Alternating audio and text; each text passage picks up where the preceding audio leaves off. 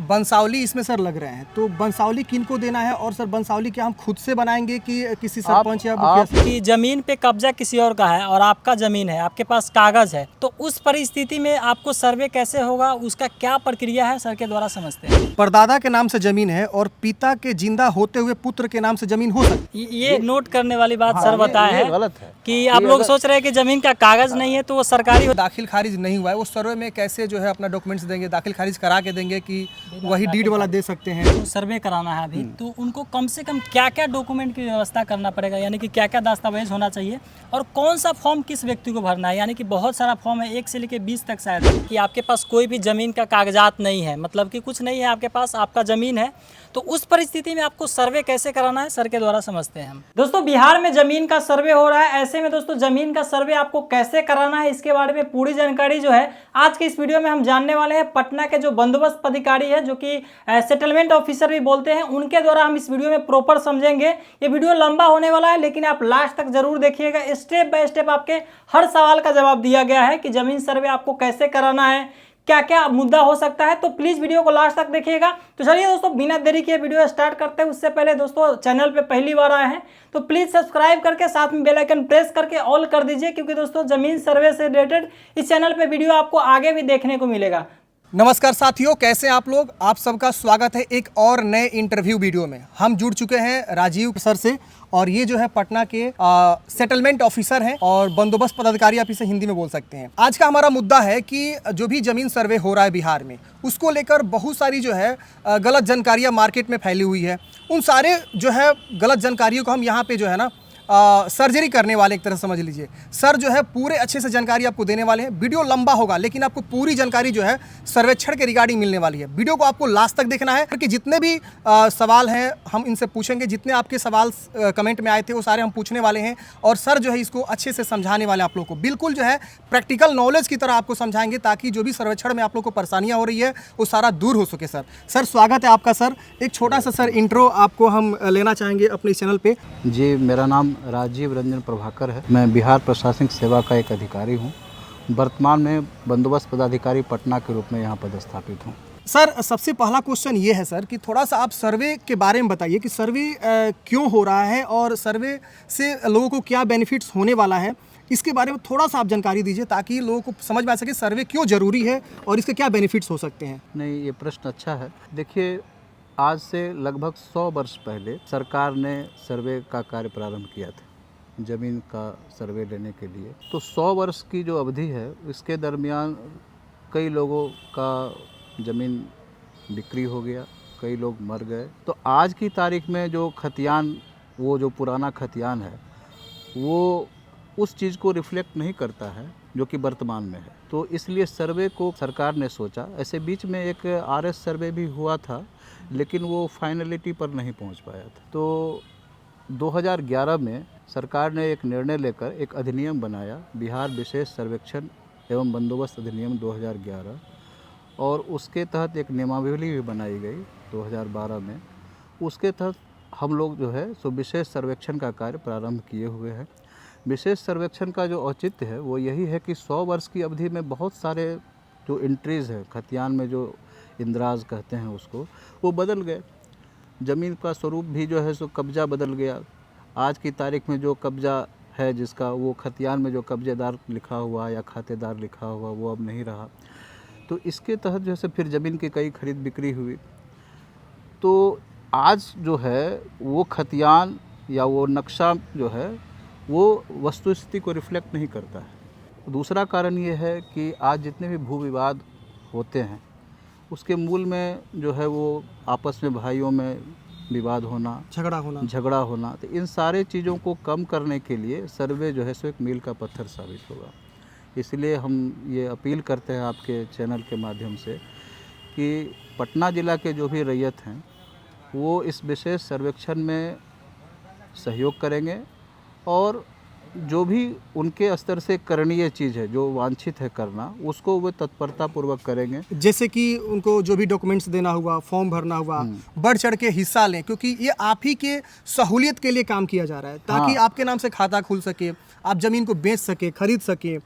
इससे परेशानियां नहीं होगी, झगड़े कम हो जाएंगे। झगड़े कम होंगे। तो ये सारे जो है आपके बेनिफिट्स हो रहे हैं, आप सबको बढ़ चढ़ के हिस्सा। बाद में जो जमीन की खरीद बिक्री होगी उसका आधार भी यही विशेष सर्वेक्षण बनेगा आने वाले समय में। हाँ, आने वाले समय में विशेष सर्वेक्षण के द्वारा जो खतियान तैयार होगा, रिकॉर्ड ऑफ राइट तैयार होगा, और उसके आधार पर जो नक्शा बनेगा वही उसी आधार पर आगे ज़मीन का खरीद बिक्री या हस्तांतरण जो है वो होना है। तो यह आवश्यक है कि आपके नाम से जो अभी कब्जे में ज़मीन है, स्वामित्व में ज़मीन है, उसका खतियान तैयार हो जाएगा, नक्शा तैयार हो जाए, तभी आप उसको, चूँकि आगे अगर रजिस्ट्री होगा तो उसमें विशेष सर्वेक्षण का भी जो है सो खाता खसरा लिखना अनिवार्य हो जाएगा। जब जिस दिन सरकार अधिसूचना जारी करेगी, जो मतलब इस मौजे का खतियान अंतिम रूप से तैयार हो गया है, उसके बाद तो फिर इसी के आधार पर आगे की कार्रवाई होगी। तो यह ज़रूरी है कि जो रैयत हैं या जो भूधारी हैं वो अपना खाता खसरा रकबा इत्यादि की पूरी जानकारी रख करके, जो प्रपत्र 2 है विभाग का, निदेशालय का जो आधिकारिक वेबसाइट है, उस पर वो अपना वो जो ब्यौरा अंकित करें, अपलोड कर दें। तो इससे क्या है ना कि वो उनका ब्यौरा संरक्षित रहेगा, और उसके आधार पर हमारे जो अमीन होंगे उस राजस्व गांव में वो जाएंगे, उस हिसाब से पूछेंगे, उस दखल का देखेंगे, और खाता निर्माण की नहीं, खाता वो नहीं खोलेंगे। अच्छा। खाता निर्माण की कार्रवाई शुरू होगी उसके आधार पर होगी। अगर आप वो नहीं डालेंगे, प्रपत्र 2 अगर नहीं अपलोड करेंगे, प्रपत्र 2 हमारे शिविर में अगर आप नहीं जमा करते हैं, तो क्या होगा कि फिर वो जानकारी कहो में कुछ गलती कर सकते हैं। जो अगर स्थल पर जाते हैं तो अगर चौहदीदार उसको गलत सूचना देंगे तो उसको तो नुकसान आप ही को हो जाएगा। तो ये चीज़ को ध्यान देना ज़रूरी है कि आप इस बीच में जो भी आपका कागजात है उसको संग्रह करके, कलेक्ट करके, उस आधार पर प्रपत्र 2 आप भरें और उसको अपलोड करें।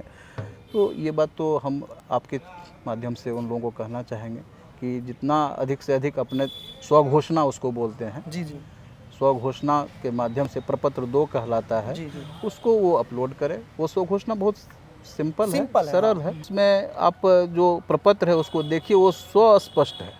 जैसे वो स्वघोषणा है ना, वो स्वतः स्पष्ट है। जैसे आपका नाम क्या है, आपका रैयत का नाम प्रपत्र 2 इसको कहते हैं।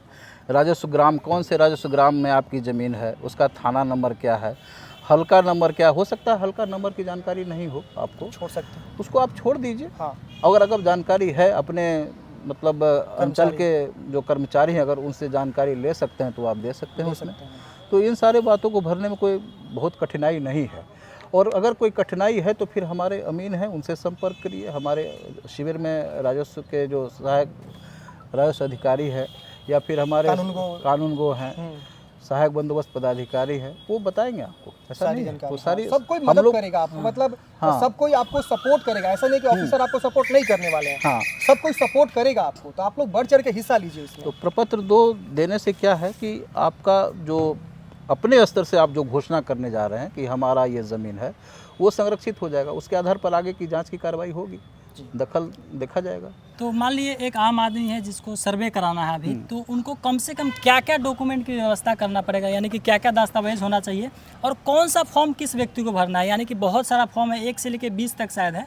उस फॉर्म में जाने की बहुत अभी ज़रूरत नहीं है। अभी एक रैयत के लिए, एक भूधारी के लिए अभी प्रपत्र 2 और 3(1) प्रपत्र 2 हुआ स्वघोषणा, जिसमें कि आपके पास जो ज़मीन है, आपके स्वामित्व में जो ज़मीन है, जो आप ज़मीन जोत कोड़ कर रहे हैं, तो उसका आप ब्यौरा दे दीजिए। ठीक है। हो सकता है कि वो ज़मीन आपके पूर्वज के नाम से हो। ठीक है। तो पूर्वज के नाम से आपके नाम तक कैसे आया ज़मीन, उसका वो आप ब्यौरा दे दीजिए। उसको वंशावली बोलते हैं, जिसको प्रपत्र 3(1) बोलेंगे हम इस नियमावली के तहत। ये 2 काम आप करना चाहिए आपको। तो ये जिन लोगों के बाबा परदादा के नाम से ज़मीन है, उनके लिए प्रपत्र 3 है। हाँ, 2 भी है, 2 और 3(1) दोनों है। मतलब स्वघोषणा पत्र के साथ वंशावली भी देना है। अब लगाइए, लगाना चाहिए, लगाना हो। और दस्तावेज में क्या क्या मिनिमम देना पड़ेगा जिनको? दस्तावेज में आप जो जमीन का प्लॉट नंबर लिख रहे हैं, वो जमीन आपको कैसे हासिल है। किसी भी व्यक्ति को कोई जमीन कैसे हासिल होता है, या तो परदादा के नाम से हो, या तो उसकी खतियानी जमीन है, खतियानी जमीन का वो वारिस है, या खरीदा हो, या उसको सरकार के द्वारा पर्चा मिला हो, या दान में मिला हो किसी से, या दान में मिला हो। ये कागजात आपका जिस तरीके से आपने उस ज़मीन को हासिल किया है, उसका आप ब्यौरा लिखेंगे। यही तो देना है। वो अगर कागज़ है वो आप अपलोड करेंगे। साथ में संलग्न इसके साथ क्या क्या है, जैसे आधार कार्ड हो गया? वो देखिए, हाँ ठीक बात है। वो जो आप हस्ताक्षर करते हैं ना रैयत के रूप में, उसके साथ ही नीचे में एक कॉलम लिखा हुआ है मोबाइल नंबर और आधार नंबर। ये हमारे लिए भी मतलब अच्छा है, मतलब सर्वे के कर्मियों के लिए भी अच्छा है और रैयत के लिए भी अच्छा। बाद में आपसे संपर्क करने में हमें सहूलियत होगी। अगर कोई तरह का अगर मतलब पूछने की बात होगी या कोई आपको नोटिस दिया जाना होगा तो यह आधार कार्ड और जो मोबाइल नंबर है इसके माध्यम से हम आपको संपर्क कर सकते हैं।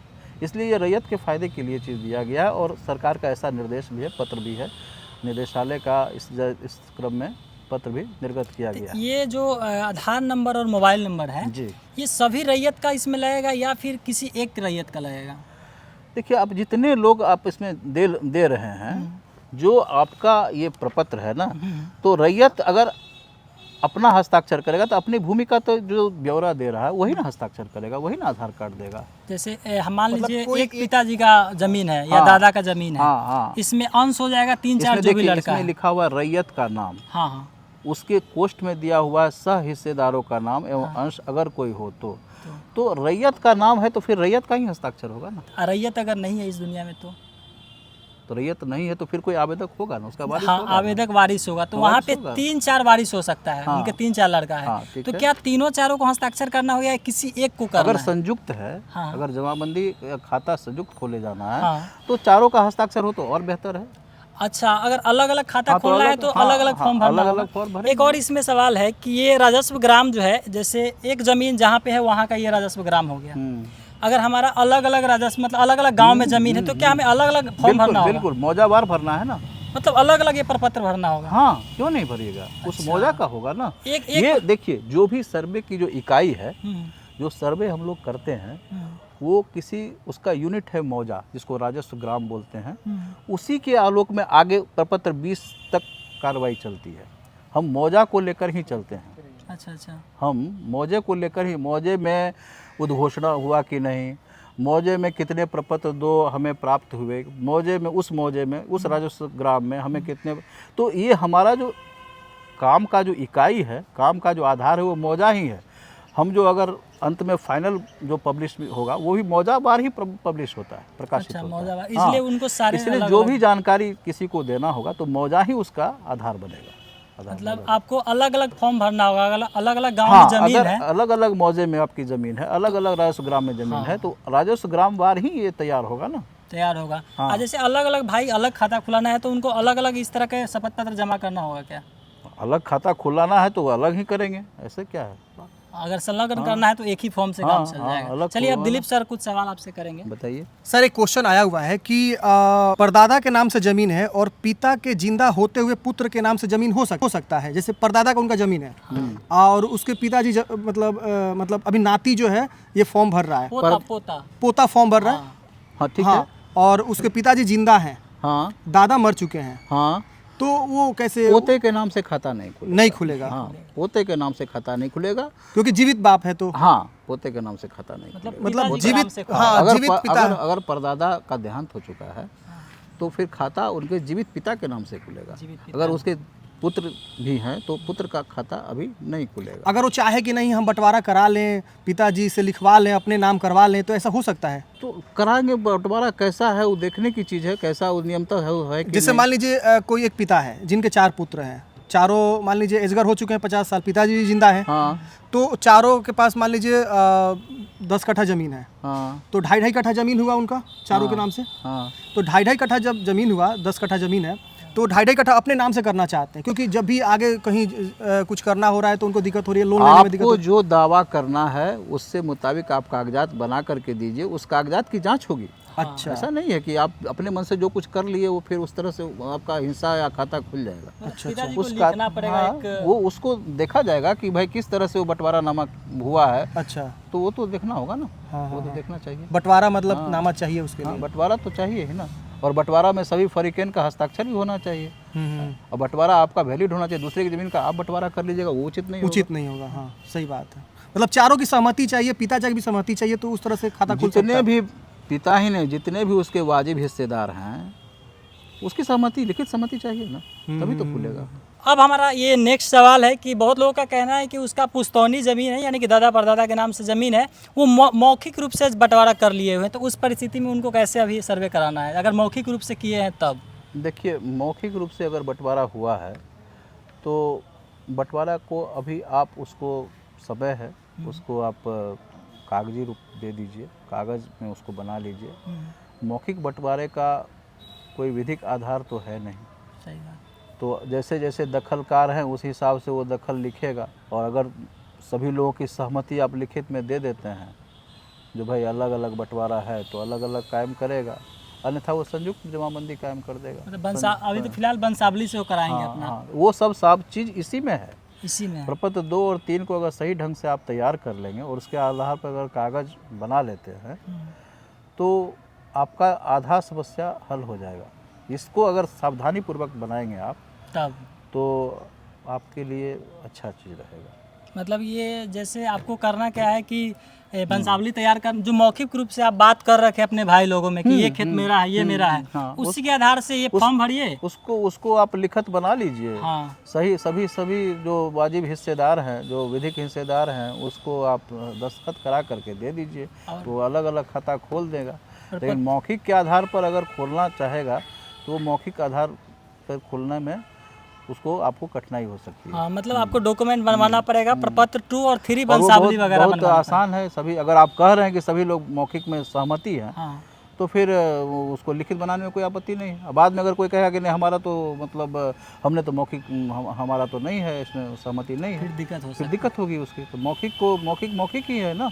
वंशावली इसमें सर लग रहे हैं, तो वंशावली किन को देना है? और सर वंशावली क्या हम खुद से बनाएंगे कि किसी सरपंच या मुखिया से? आप खुद से बनाइए, खुद से बना करके हस्ताक्षर करके आप उसको दीजिए।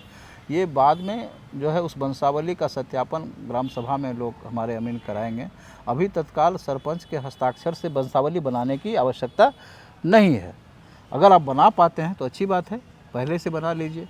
लेकिन इसके लिए आप अपना दावा वंशावली के रूप में सभी लोग छोड़ देंगे या बनाने की प्रतीक्षा में रहेंगे, वो अच्छी बात नहीं होगी। बाद में आप खुद दे से दीजिए। अपना सिग्नेचर वगैरह कर ले। हाँ, कहीं किसी कर्मचारी के पास या कहीं जाने की आवश्यकता नहीं, सचिव वगैरह का भी कराना पड़ेगा। आप करा ले सकते हैं, कराइए उसमें, लेकिन ये मैंडेटरी नहीं है। मैंडेटरी नहीं है, मतलब अब मान लिया अभी जल्दबाजी है, सर्वे कराना है, हाँ, तो आप अपना सभी लोग जो रैयत है वो लोग भी अपना आराम से जमा कर सकते हैं, कोई एक दिक्कत सादे नहीं पेज पे अपना वृक्ष की तरह बना के हाँ और खुद नीचे साइन करके सेल्फ डिक्लेरेशन करके हाँ, सेल्फ वो दे डिक्लेरेशन सकता हाँ, है। किसी का हिस्सा छोड़ा नहीं गया है। हाँ। इस तरह से आप बना जैसे के क्या नहीं, हो रहा है उसका ना? परफॉर्मा है, परफॉर्मा देख हाँ, लीजिए ना। परफॉर्मा भी है सर। परफॉर्मा हाँ, आपको परफॉर्मा 3 ये है। हाँ, वो उस मुताबिक आप उसको, उसमें ऐसा नहीं लिखा हुआ कि एक्चुअली सरपंच क्या है ना का सर कि हस्ताक्षर। बहुत सारा क्वेश्चन आ रहा है ना कि जब हम लोग जा रहे हैं सचिव के पास या कहीं जा रहे हैं तो बहुत ज़्यादा पैसे की डिमांड हो रही है कि वंशावली वंशावली बनाने बनवाने के में, ऐसा कुछ नहीं, ऐसी कोई आवश्यकता नहीं है।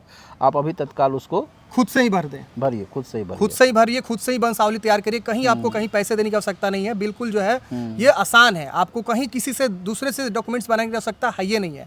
आप खुद से ही सारा फॉर्म भरिए, सेल्फ डिक्लेरेशन करिए, सब चीज़ करिए और उसको ही सबमिट करना है आपको सर्वेक्षण कार्यालय में। अब दोस्तों काफ़ी सारा आप लोगों का सवाल है कि आपके पास कोई भी ज़मीन का कागजात नहीं है, मतलब कि कुछ नहीं है आपके पास, आपका ज़मीन है, तो उस परिस्थिति में आपको सर्वे कैसे कराना है, सर के द्वारा समझते हैं हम। देखिए, अगर किसी के पास कोई कागज़ नहीं है तो उस व्यक्ति के पास उस ज़मीन का कागज़ नहीं है, लेकिन उस ज़मीन से जुड़े हुए बहुत सारे लोग होते हैं। जैसे कि उसने किससे हासिल किया, जैसे किससे खरीदा, किससे वो ज़मीन खरीदा, हाँ, उससे वो जानकारी ले सकते हैं। और उसका मान लीजिए अगर खतियानी ज़मीन है, उसका खतियान नहीं है उसके पास, उसके किसी पट्टीदार के पास खतियान होगा, कागज़ होगा। तो इन सारे कागजात के आधार पर आप कागज़ अपना तलाश कर सकते हैं। लेकिन इतनी बात मैं बताना चाहता हूँ कि यदि कागज़ नहीं है तो कभी जैसा आप लोगों के द्वारा बताया जा रहा है या भ्रांति भी मुझे जानकारी में आई है कि ज़मीन सरकारी हो जाएगी, ये गलत है। हाँ, ये नोट करने वाली बात हाँ, सर बताया ये है गलत है कि आप लोग सोच रहे हैं कि ज़मीन का कागज़ नहीं है तो वो सरकारी हो जाएगा, ऐसा नहीं है। आप बिल्कुल घबराना नहीं है। हाँ, अगर ज़मीन की कागज़ आपको, अगर ज़मीन रैयती खाते की है और किसी कारणवश आप कागज़ नहीं दिखला पा रहे हैं, तो अगर लोगों के द्वारा क्षेत्र में यह भ्रांति है या कुछ लोग कह रहे हैं गलत कि ज़मीन सरकारी हो जाएगी, ये ऐसा नहीं है, ये मतलब गलत सर्वे होगा कैसे भी हाँ, हो। अगर हम जमीन को सरकारी कर दें, रैयती जमीन की सरकारी, तो हम करेंगे नहीं, कैसे करेंगे? नहीं कर सही बात। नहीं कर पाएंगे ऐसी बात नहीं है, लेकिन अगर कोई विशेष परिस्थिति में अगर कोई संपत्ति शत्रु संपत्ति है, कोई अपना ही जमीन को छोड़ करके कहीं दूसरे देश में चला गया और उस देश से हमारा जो है सो, तो ये मतलब ये डिस्कशन की बात नहीं है। तो उस तरह के ज़मीन को सरकार अपने खाते में लेती है, लेकिन इसलिए कि वो ज़मीन का कागज़ वो नहीं दिखा पा रहा है और ज़मीन ये पता है कि वो खतियानी रैयती है, तो उसको सरकारी नहीं किया जाएगा। ऐसा अगर सोच है तो वो गलत है। सरकारी करने का एक प्रक्रिया होती है, उसको सरकार के नाम से खाता नहीं खोला जाएगा। सरकार के नाम से खाता उसी ज़मीन का खोला जाएगा जो सरकार की है। अच्छा, सरकारी जमीन। सरकारी जमीन पे वो मतलब अपना कब्जा चाहे किया हुआ उस सरकारी ज़मीन पर किसी ने गलत रूप से कब्जा कर रखा हो। कर रखा हो, अतिक्रमण कर रखा हो या मतलब जबरिया दखल किए हुए हो, तो अगर वो कोई व्यक्ति सोचता है कि हम उसका अपने नाम से खाता खुलवा लेंगे तो वो गलत है, वो नहीं हो पाएगा, है ना, उस चीज़ को। लेकिन अगर सरकार के नाम से ज़मीन है या सरकारी उपयोग की ज़मीन है तो उसका खाता सरकार के नाम से खुलेगा। लेकिन रैयती खाते की ज़मीन है तो उसका खाता सरकार के नाम से, तब तो फिर मतलब सर्वे का उद्देश्य ही विफल हो जाएगा। ऐसा नहीं होगा, ऐसा नहीं कर कुछ लोग को देखते हैं उनके पास कुछ सरकारी ज़मीन है, उनके जोत में भी है, मतलब वो उस पर खेती बाड़ी कर रहे हैं, तो इस बार क्या होगा? वो जो जोत रहे हैं उनका ज़मीन छीन लिया जाएगा या सर्वे कैसे ये होगा? छीनना और मतलब उसको डिस्पोजेस करना अभी सर्वे अमले का काम नहीं है। नहीं। हमारे सर्वे का जो ऑपरेशन का जो मतलब आउटपुट है वो क्या है? सर्वे को हम जो शुरू किए हैं उसका जो आउटपुट है, उसका जो अंत परिणाम है वो क्या है कि खाता खोलना ज़मीन का सही चौहद्दी निर्धारित नहीं, चौहद्दी तो उस ज़मीन का खाता खोलना जिसकी वो ज़मीन है, अच्छा वर्तमान मालिकाना, जिसका वो विधिक रूप से स्वामित्व है। हाँ, उसका खाता जो खोलना। रैयत है। अच्छा, हाँ, उसका खाता खोलना। तो दूसरा उस खाता उस खेसरा का नक्शा तैयार करना।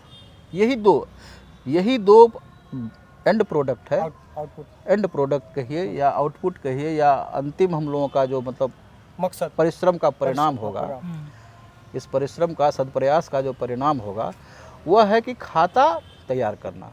खाता तैयार करने का मतलब खतियान तैयार करना। खाते का ही प्लूरल खतियान जो कहलाता है। उस खेत के प्रेजेंट मालिक हैं। हाँ, तो फिलहाल जो उसके रैयत नाम से होगा, खाता खोलना और उस खाते से संबंधित, उस मौजा से संबंधित जिसका कि नक्शा तैयार करना। उस मौजा जो कि फाइनल हो जाता है उसका नक्शा बनाना। और उस जैसे पहले भी सर्वे हुआ है तो यही प्रोडक्ट था उसका।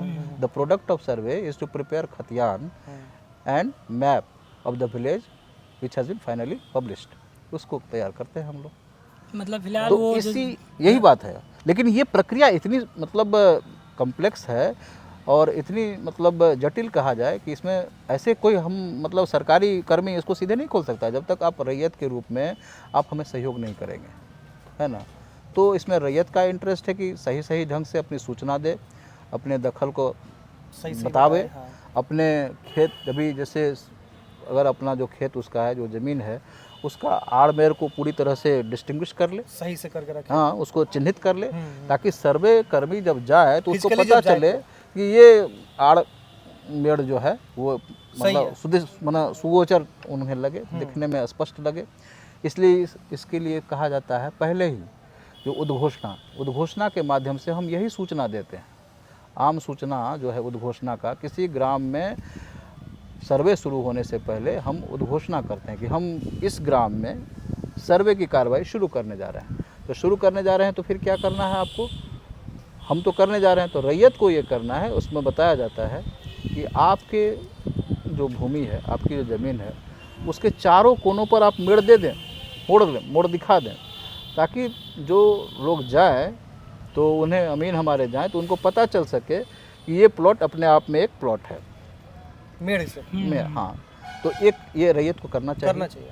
और दूसरी बात कि रैयत अगर जाते हैं, माना अमीन हमारे जाते हैं, तो उन्हें सहयोग करें ऐसा। और उनको हमारे सर्वे अमला को ये अधिकार सरकार उस उद्घोषणा के माध्यम से दी है कि अगर सर्वे के लिहाज से किसी तरह का आड़ी झाड़ पेड़ को अगर कटवाना आवश्यक और उनको लगता है तो ऐसा फसल हो प्रॉब्लम मतलब अगर कोई सर्वे के प्रयोजनार्थ, सर्वे के लिए अगर किसी को बाधा को वो कुछ हटाना चाहते हैं तो वो उनको इसके लिए वो अधिकृत है, हटा सकता है। हाँ हटा, वो है उनको इस तरह।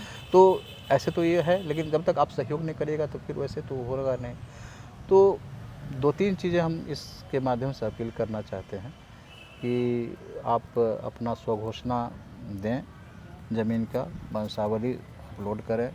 हमारे अमीन जब क्षेत्र में जाते हैं तो उन्हें मदद करें, सहयोग मदद करें, क्योंकि वो अमीन जो है वो आपके जिला के भी नहीं है और आपके क्षेत्र घर पड़ोस के भी नहीं है। आपको मदद करेंगे तो ही वो उसके हिसाब से बनाएंगे उनको खाता। प्लॉट की जानकारी नहीं है, नहीं वो आप है। ही देंगे। हाँ। आप नहीं देंगे तो बगल वाले से पूछेंगे, वो गलत दे दिया तो फिर और दिक्कत हो जाएगा। तो आपका वहाँ सर्वे के क्रम में आपका उपस्थित होना या आपके प्रतिनिधि का रहना मतलब अपेक्षित अच्छा है। सर, एक यहाँ क्वेश्चन लेंगे, एक छोटा सा क्वेश्चन लेंगे। जैसे कि बहुत सारे लोग अपने गांव से नहीं रहते, मतलब गांव में नहीं रहते हैं, कहीं दूसरे जगह रहते हैं, तो क्या उनको आने की आवश्यकता है सर्वेक्षण के समय? क्योंकि जैसे आप बता रहे हैं वहाँ प्रेजेंट रहना जरूरी है।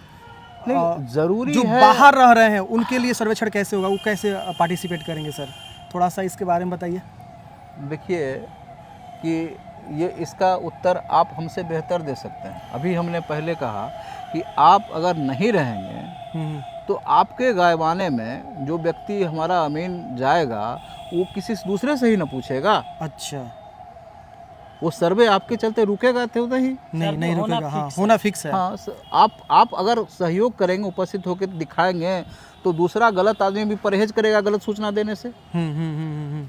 दूसरा व्यक्ति भी गलत सूचना हो सकता है, किसी को किसी से मतलब पर्सनल कोई मतलब कठिनाई हो या आपस में मतलब मत नहीं मिलता हो नहीं तो मिलता। गलत सूचना दे सकता है। तो उस आधार पर फिर आगे की कार्रवाई आपको वही सफर करना पड़ेगा। फिर हाँ, आपको उसी को आगे झेलना पड़ेगा। हाँ। नहीं, फिर आपको आपत्ति में उसको देना पड़ेगा। तो हम तो यही कहेंगे कि जब सर्वे हो रहा है तो कॉन्शस रहे। अगर आप कॉन्शस रहिएगा तो जो भी गतिविधि है उससे आप अवगत रहिएगा।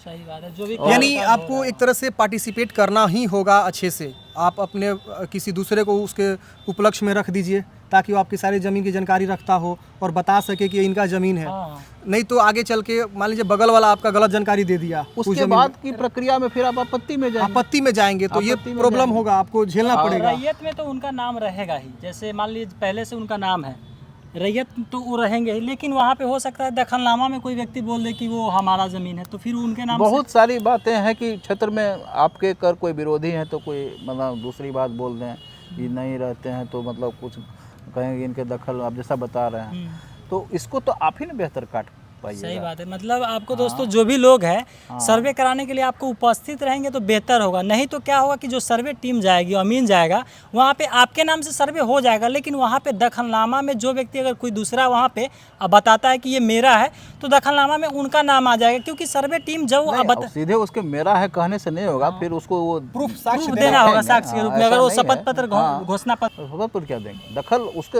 हम कह देंगे कि ये दखल मेरे दखल में, तो ये दखल मेरा हो जाएगा, सरकार का ना है ये। सही बात साक्ष्य हाँ, मैं कह दूं कि ये मेरी ज़मीन है तो हो जाएगा। नहीं है।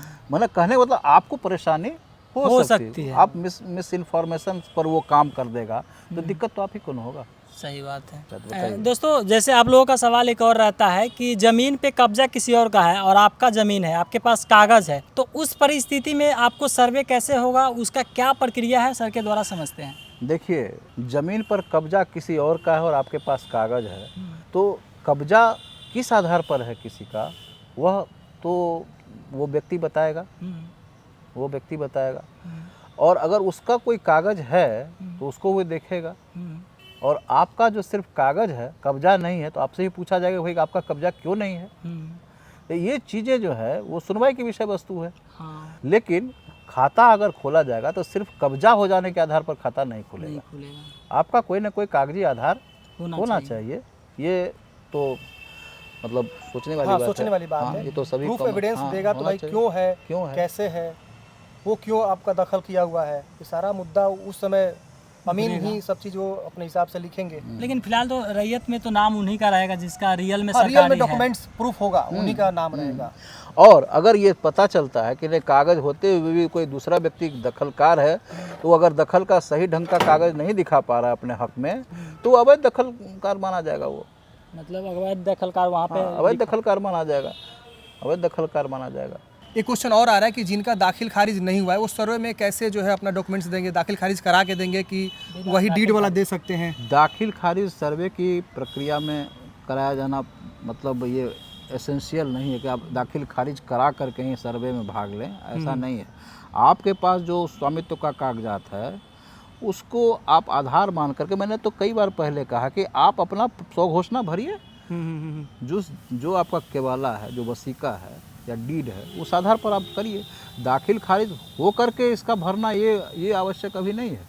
ये अच्छी बात है कि आप करा ले तो अच्छी बात है, अच्छी बात है, ये तो कराना चाहिए ही, ऐसे भी उनका दायित्व है कि कराना ही पड़ेगा, खरीदी गई जमीन का उन्होंने सरकार को लगान भुगतान करना है। हाँ, ये है। तो अगर वो बिना लगान भुगतान किए अगर जमीन को जोत रहे हैं तो एक तरह से वो अच्छा नहीं है, गलती है।